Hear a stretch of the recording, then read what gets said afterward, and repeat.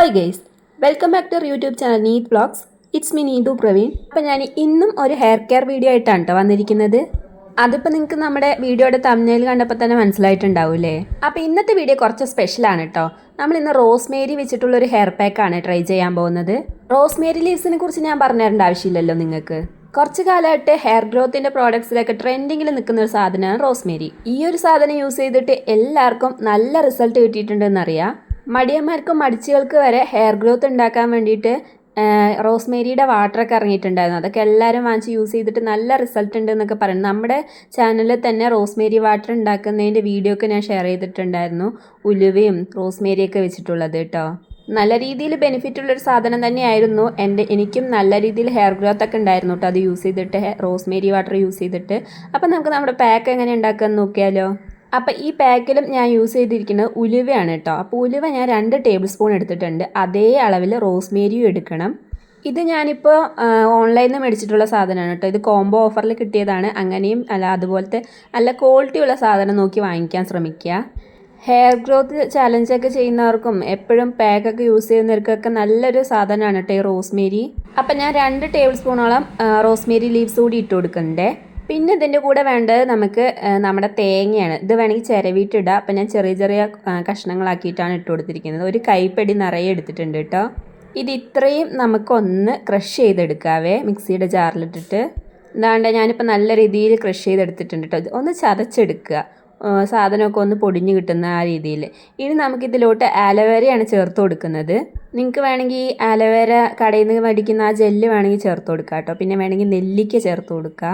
അപ്പോൾ പിന്നെ ഇത് ഇത്രയും അരച്ചെടുക്കാൻ വേണ്ടിയിട്ടുള്ള വെള്ളം കൂടി ഞാൻ ചേർത്ത് കൊടുക്കുന്നുണ്ട് കേട്ടോ. എന്നിട്ട് നല്ല രീതിയിൽ പേസ്റ്റ് രൂപത്തിൽ അരച്ചെടുക്കുന്നുണ്ട്.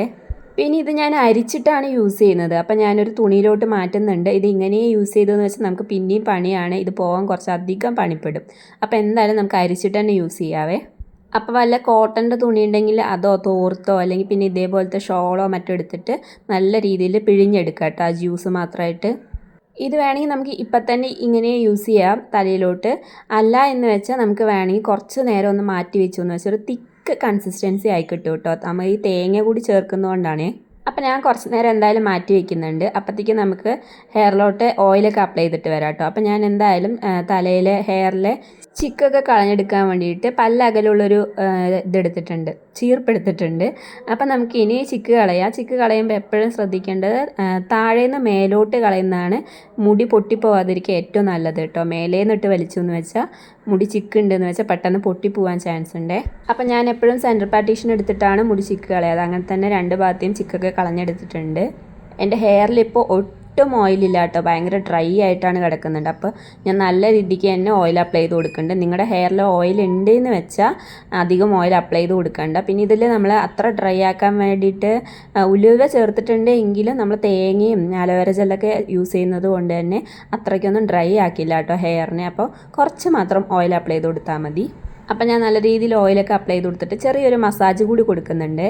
നമ്മളെപ്പോഴും ഇങ്ങനെ ഓയിൽ അപ്ലൈ ചെയ്ത് കഴിഞ്ഞിട്ട് നമ്മുടെ റൂട്ട്സിലോട്ടൊക്കെ ഓയിൽ ചെല്ലാൻ വേണ്ടിയിട്ട് ഇങ്ങനെ ചെറിയൊരു മസാജ് കൊടുക്കുന്നത് നല്ലതാണ്. നമുക്ക് നല്ല രീതിയിലുള്ള ബ്ലഡ് സർക്കുലേഷനൊക്കെ ഉണ്ടാവും കേട്ടോ ഇങ്ങനെ മസാജ് കൊടുക്കുമ്പോഴത്തേക്ക്. ഇനിയപ്പോൾ നമുക്ക് നമ്മുടെ പാക്ക് അപ്ലൈ ചെയ്യാവുന്നതാണ്. ഏകദേശം കുറച്ച് നേരം തന്നെ ഞാൻ വെച്ചിട്ടുള്ളൂ. അപ്പോഴത്തേക്കും അത് അത്യാവശ്യം കട്ടിയായിട്ടുണ്ട്. കുറച്ച് നേരം കൂടി വെച്ചു എന്ന് വെച്ചാൽ നല്ല രീതിയിൽ കട്ടിയായി കിട്ടും കേട്ടോ. ഇങ്ങനെ തന്നെ യൂസ് ചെയ്യാവുന്നതാണ്. പിന്നെ നമ്മൾ അരയ്ക്കുന്ന സമയത്ത് അധികം വെള്ളം ചേർക്കാതിരിക്കാൻ ശ്രദ്ധിക്കുക കേട്ടോ. നല്ല രീതിയിൽ വെള്ളം പോലെ ആയിക്കഴിഞ്ഞെന്ന് വെച്ചാൽ ഒലിച്ചിറങ്ങാൻ ചാൻസ് ഉണ്ട്. അപ്പോൾ അത്രയ്ക്ക് വെള്ളം യൂസ് ചെയ്യാതെ ഒന്ന് കട്ടിക്ക് അരച്ചെടുത്ത് പിഴിഞ്ഞെടുക്കാൻ ശ്രദ്ധിക്കണേ. അപ്പം നമ്മൾ സാധാരണ പാക്കൊക്കെ അപ്ലൈ ചെയ്യുന്ന പോലെ ഓരോ ഇങ്ങനെ ഹെയർ ഇങ്ങനെ വകഞ്ഞ് ഓരോ റൂട്ട്സ് ആയിട്ട് എടുത്തിട്ട് ഇങ്ങനെ തേച്ച് കൊടുക്കുന്നുണ്ട് കേട്ടോ. ബാക്കി ഉണ്ടെങ്കിൽ നമുക്ക് ഹെയറിൻ്റെ ലെങ്ത്തിലോട്ടൊക്കെ തേച്ച് കൊടുക്കാവുന്നതാണ്. അപ്പം നമ്മുടെ ഈ പാക്ക് കൊണ്ടുള്ള ഗുണങ്ങൾ എന്തൊക്കെയാണെന്ന് നോക്കിയാലോ. ഏറ്റവും കൂടുതലുള്ളത് ഹെയർ ഗ്രോത്തിനെ പ്രൊമോട്ട് ചെയ്യുന്നത് തന്നെയാണ് കേട്ടോ. നല്ല രീതിയിൽ ബേബി ഹെയർസൊക്കെ വളർത്തിയെടുക്കാൻ കിഡിലൻ പാക്കാണ്. നമ്മളിതിലോട്ട് തേങ്ങയും അലോവേരയൊക്കെ യൂസ് ചെയ്യുന്നത് കൊണ്ട് തന്നെ നമ്മുടെ ഹെയറിൽ നല്ലൊരു കണ്ടീഷണർ എഫക്റ്റ് കിട്ടും കേട്ടോ. നല്ലൊരു സ്മൂത്ത് ആൻഡ് സിൽക്കി ഹെയർ കിട്ടാനൊക്കെ ഹെൽപ്പ് ചെയ്യുവേ. നമ്മൾ ഈ വീക്ക്ലി ഹെയർ ഗ്രോത്തിന് വേണ്ടിയിട്ടുള്ള ഓരോ പാക്കൊക്കെ യൂസ് ചെയ്യത്തില്ലേ ഇടവിട്ടുള്ള ദിവസങ്ങളിലൊക്കെ, അതിൽ വേണമെങ്കിൽ നമുക്ക് മന്ത്ലി ഒരു 2 വട്ടമൊക്കെ ഈ ഒരു പാക്ക് കൂടി ആഡ് ചെയ്ത് കൊടുക്കാവുന്നതാണ്. നല്ലൊരു റിസൾട്ട് കിട്ടുന്നൊരു സാധനമാണ് കേട്ടോ. നമ്മളിതിൽ തേങ്ങയും അലോവേരയൊക്കെ യൂസ് ചെയ്യുന്നതുകൊണ്ട് തന്നെ നമ്മുടെ ഹെയറിൽ എപ്പോഴും നല്ല രീതിയിലൊരു മോയ്സ്ചറൈസർ ആയിരിക്കാനും കൂടി ഹെൽപ്പ് ചെയ്യുന്നുണ്ട്.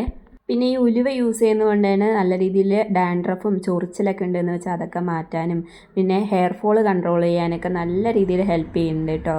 ഇപ്പം നമ്മൾ ഈ പാക്കിൽ യൂസ് ചെയ്തിട്ടുള്ള എല്ലാ സാധനങ്ങളും, അതായത് ഹെയർ ഫോൾ കൺട്രോൾ ചെയ്യാനും ഹെയർ ഗ്രോത്തിനെ പ്രൊമോട്ട് ചെയ്യാനൊക്കെ സൂപ്പറായിട്ടുള്ളൊരു പാക്ക് തന്നെയാണ്. ഈ പാക്ക് അങ്ങോട്ട് യൂസ് ചെയ്ത് കഴിഞ്ഞിട്ട് നമുക്കൊരു അരമണിക്കൂറൊക്കെ ഒന്ന് വെയിറ്റ് ചെയ്ത് കഴിഞ്ഞിട്ട് നല്ല രീതിയിൽ സാധാ വെള്ളത്തിൽ കഴുകിക്കളയാവുന്നതാണ്. പിന്നെ എപ്പോഴും പറയുന്ന പോലെ തലനീരിറക്കമുള്ളവരും ജലദോഷം പെട്ടെന്ന് വരുന്നവരൊന്നും അധിക സമയം വെക്കാതിരിക്കുക. ഒരു 10-15 മിനിറ്റ് ആകുമ്പോഴത്തേക്ക് തന്നെ കഴുകിക്കളയുക കേട്ടോ.